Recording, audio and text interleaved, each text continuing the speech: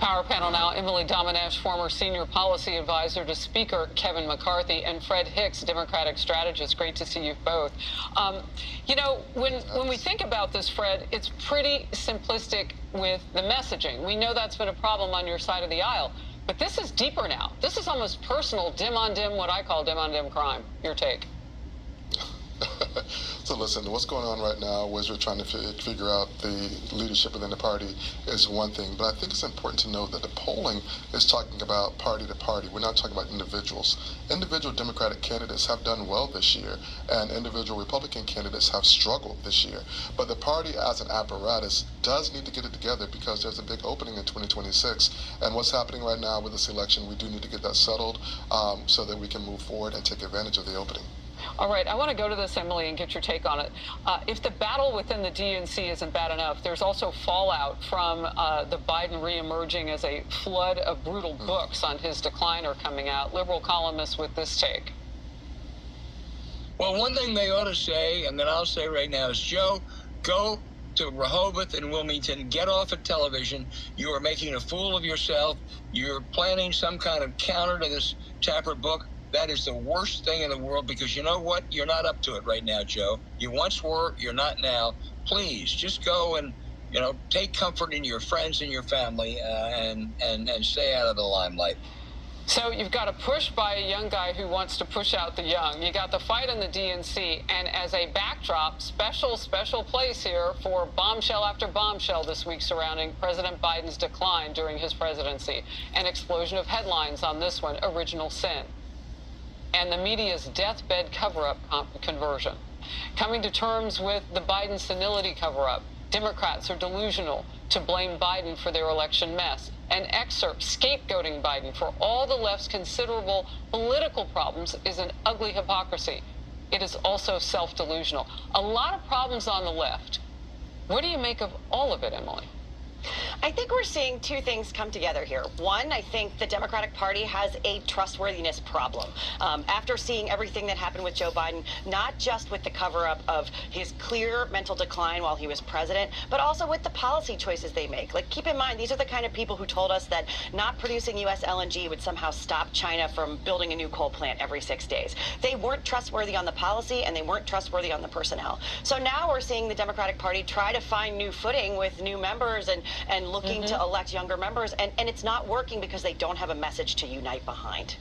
So, Fred, is there really a push to primary, not just outside of David Hogg, he can't be the only voice saying this, to primary members of your party to go farther left? And by the way, they would be able to pick up the support of people like Bernie Sanders and Alexandria Ocasio-Cortez. So he's not the only one who would want to do this. So listen, we're conflating electing younger elected officials or younger persons to Congress and to positions of power with electing more progressives, and that's not. Well, that's because that's the collision that's before us right now. Well, I think there are two different things that are at play. So there is a push within the party to have younger elected officials because the average age in Congress is, nearly 70 between both sides. And so that's the one thing there. Then, of course, there is the push, just like on the Republican Party, where there's this push between moderates and the far right. You see the same thing in the Democratic Party between moderates and say, quote-unquote, progressives or people further on the left. That's not unique to the Democratic Party. What is unique to the Democratic Party at this point in time, unfortunately, is that our previous standard bearer, as we just talked about, has decided to reinsert himself into the limelight. Listen, we need to put the 2024 election behind us, and I think that's what you're seeing people say. And we need to focus on what's happened since January 20th, which has, again, created a tremendous opening for us as Americans are hurting in a way they were not before. You just called Joe Biden, a former president, standard bearer. For whom was he? Setting the standard? Look at all these books. I mean, there was a standard, but it was really low. Emily. Listen. So again, go ahead. Go ahead, Fred. Finish your thought.